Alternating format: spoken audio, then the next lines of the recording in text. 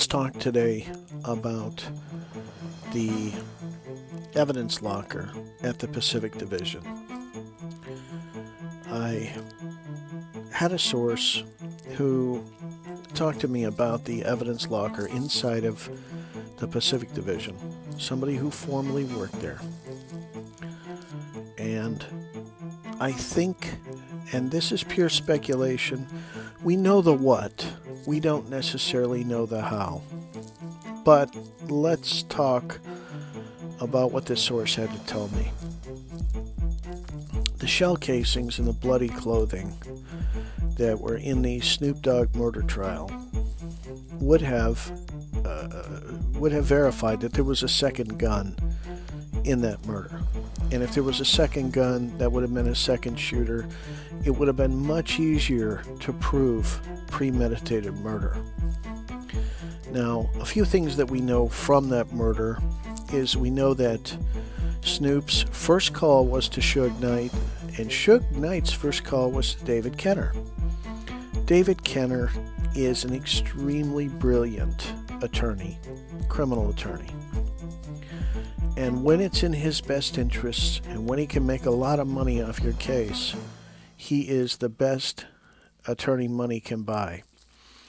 When he makes more money by not doing a good job in your case, well, that's another story. You never want to be in a position where your attorney can make more money off screwing up your case than he can off of getting your case and doing it the right way.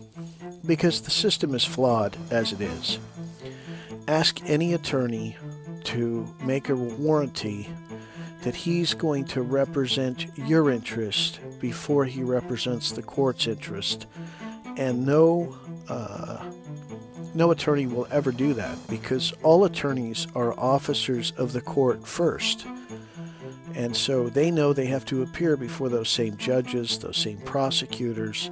They know that they're going to win some and they're going to lose some, and they gotta maintain at least some kind of a relationship with the people that they're opposing.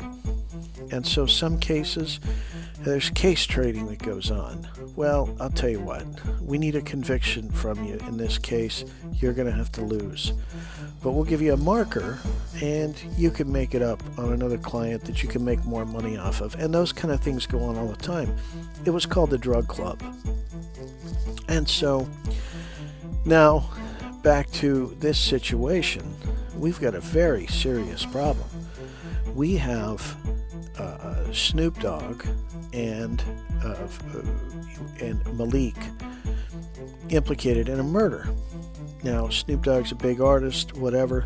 There's rumors that Dr. Dre was in the vehicle, and that's why he couldn't have anything to do with this case.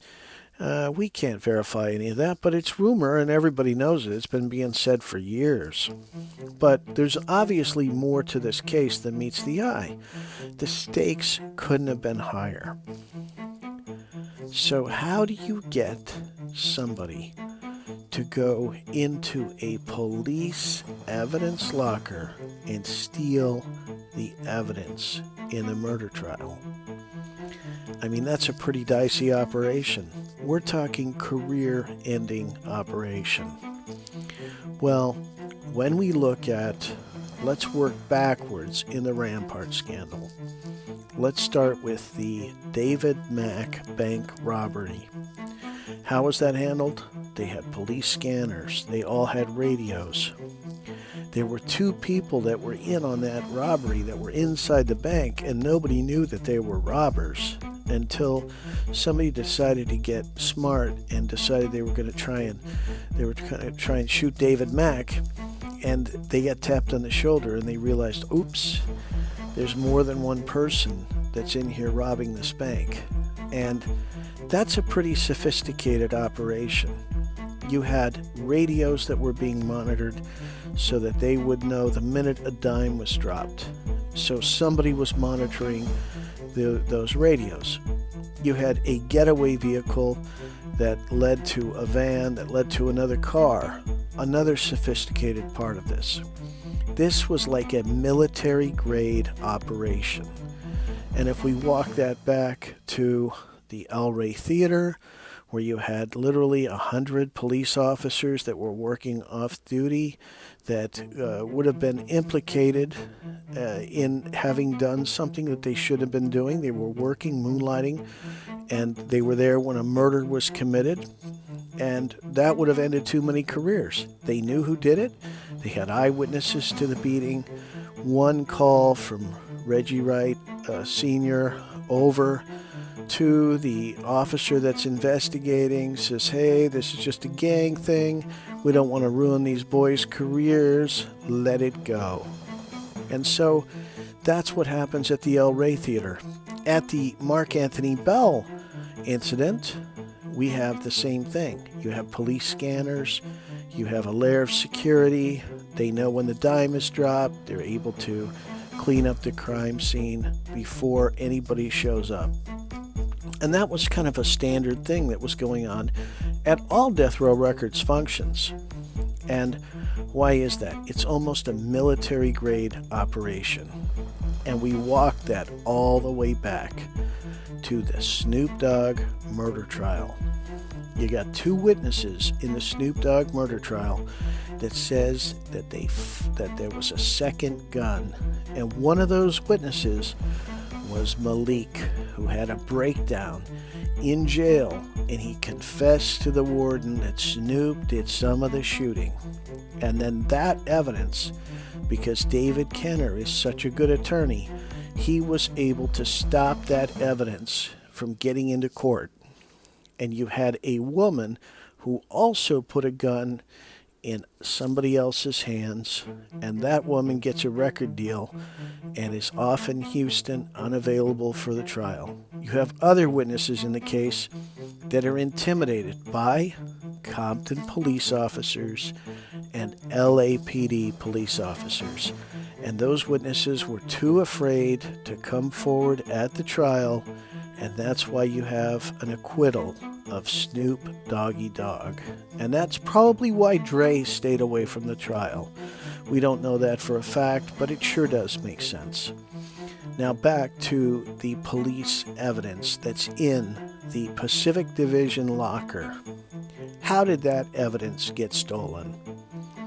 Well, back in the day, that Pacific Division evidence locker, there was a sign-in sheet. There were police officers that were there that monitored the evidence.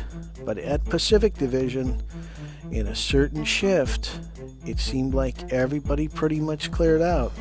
All that would have to be defeated is one lock.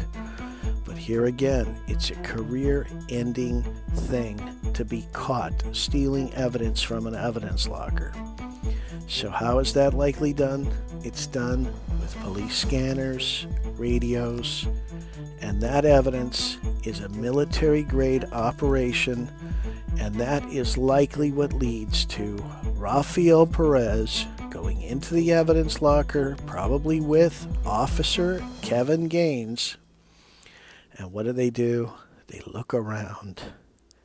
They see guns, they see expensive stuff, and they say, we can make a lot of money in these evidence lockers. And that's why Officer Rafael Perez is caught stealing evidence out of the evidence lockers.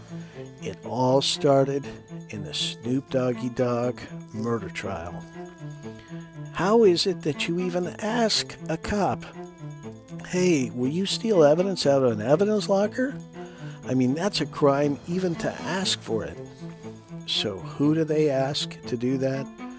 They ask Sharitha Knight if she will ask Officer Kevin Gaines if he can get the evidence against her client. She was the manager, and that starts a love affair between the two of them, and you can't control the outcome.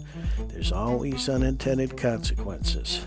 And so we've been told, I've been reading in the comments that we're all over the place. It's Snoop Dogg, it's cops, it's this, it's that.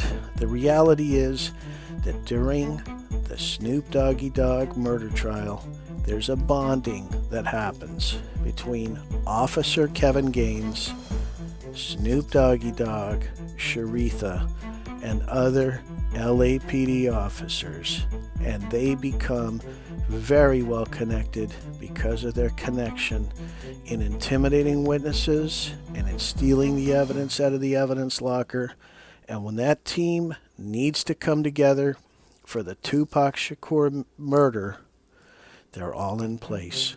And when they want to do the Biggie Smalls murder, that team is all in place. They learn from the Tupac murder and they make some adjustments in the Biggie murder, but they're all consistently involved in both murders. And they're also involved in stealing evidence out of evidence lockers. They're involved in all kinds of shenanigans with drugs and what have you, leading to an armed bank robbery where $726,000 is stolen. And what happens? The money is never returned. There's a slap on the wrist.